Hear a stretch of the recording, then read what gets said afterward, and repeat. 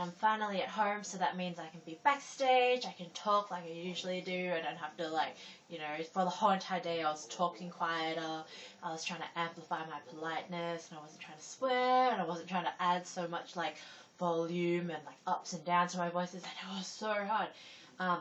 Walking slower, walking in a straight line. I'm wearing shoes that are like a little bit too tight, and so it's really been killing my feet. Been sitting upright for the whole entire day, so my shoulders are so sore, and I'm so glad that I'm finally like moving around and cracking my back and all of that stuff.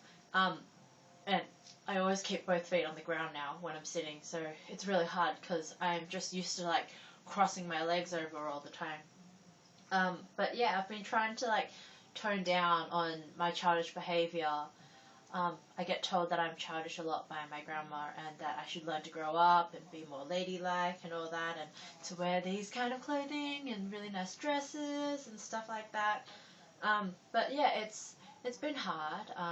I started talking quieter and acting like all of the stuff that I just said at about when we left Alyssa's, so at about 9 o'clock up until about 5, 6 o'clock I started to crack a little bit, and by the time I left uni I was completely drained, and I was just waiting to go home so I can just like, you know, talk at this level, put in all my hand gestures again, keep on moving, and it's just like little things that like really annoy you about having to act kind of like more ladylike, and you know, that whole idea that grown up and ladylike, and that conservative and that old idea of what a female is meant to be.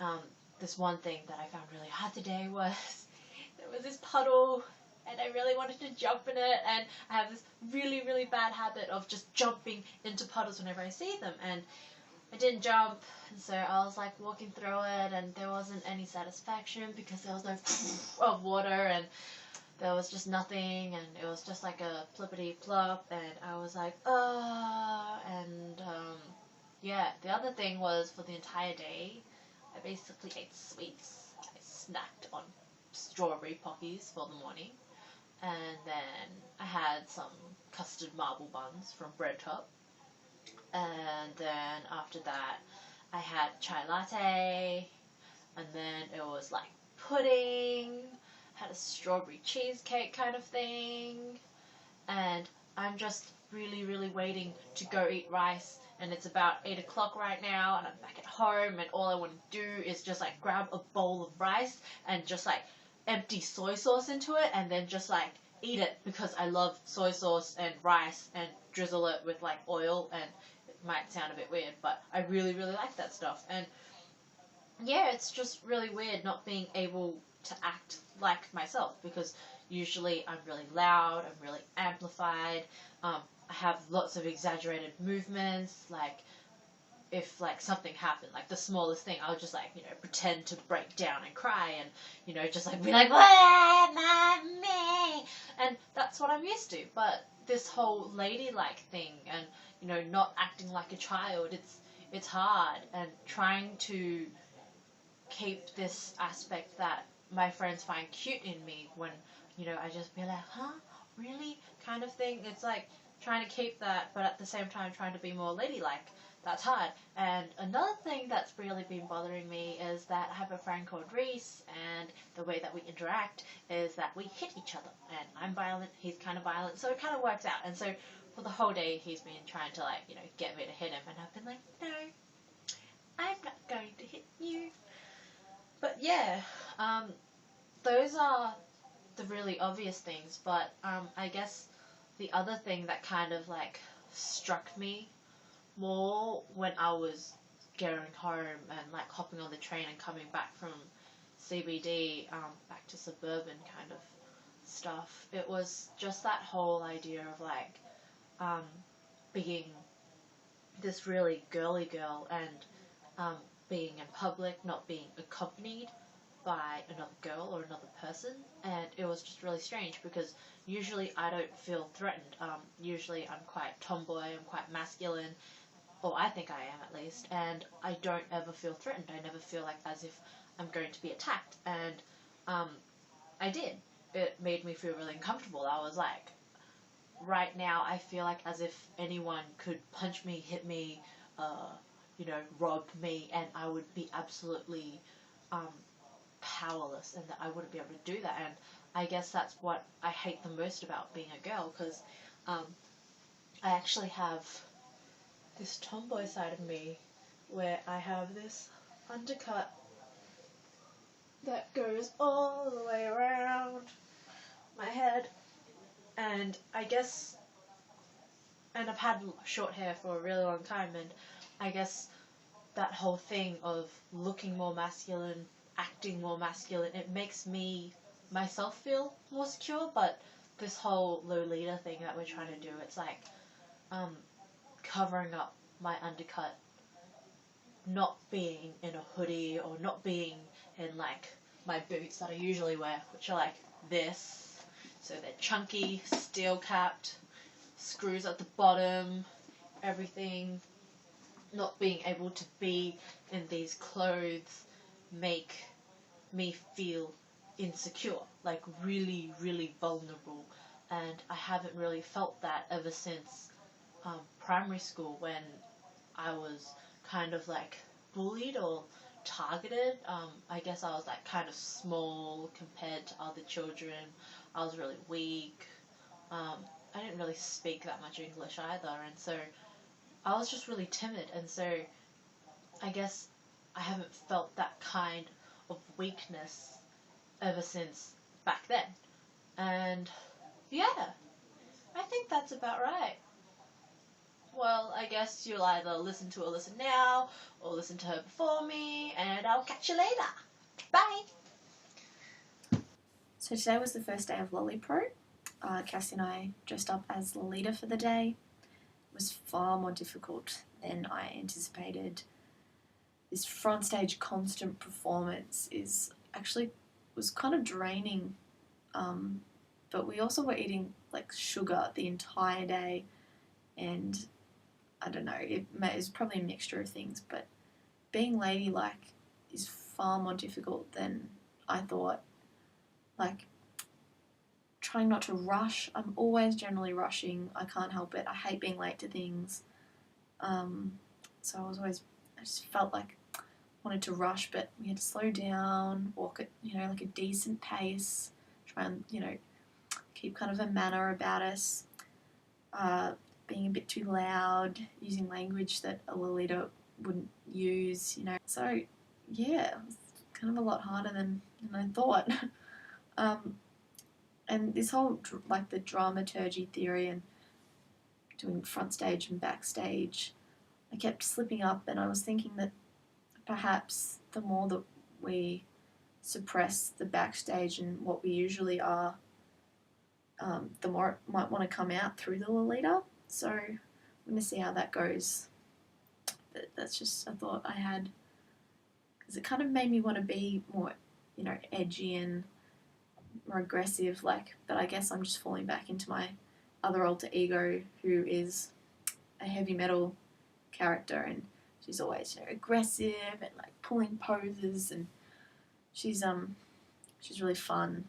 And I guess being dulled down was something different than usual. Like, normally I'm amplifying myself and creating a strong character, but yeah, I don't know. That'll be, yeah. Something that was interesting was that after leaving school for the day and travelling back home, I actually felt really kind of vulnerable, more so than usual. Like, we've been to an art opening that night. We're coming back, and it wasn't that late, but just being in such a feminine costume, it's not like it's covered up and stuff. It's not provocative, but I think it took me back to kind of a childlike feeling, and made me feel a bit uneasy travelling back home.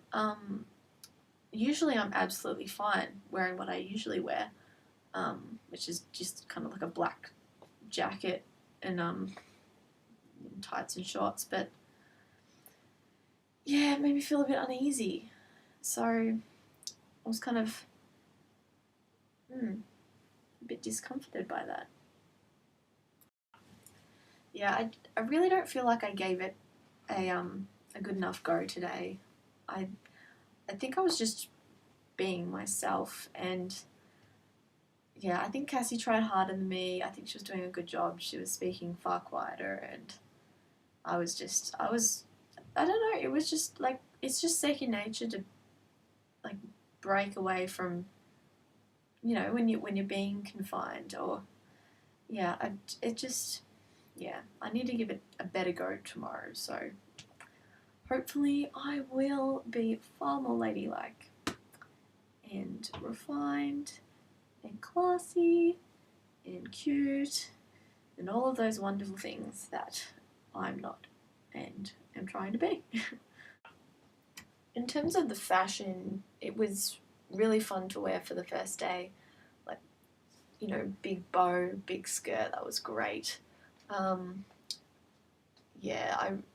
It's really fun. I didn't find that component too difficult. Like, I'm sure I'm not really doing it correctly yet. But yeah, no, it was exciting going out dressed like that.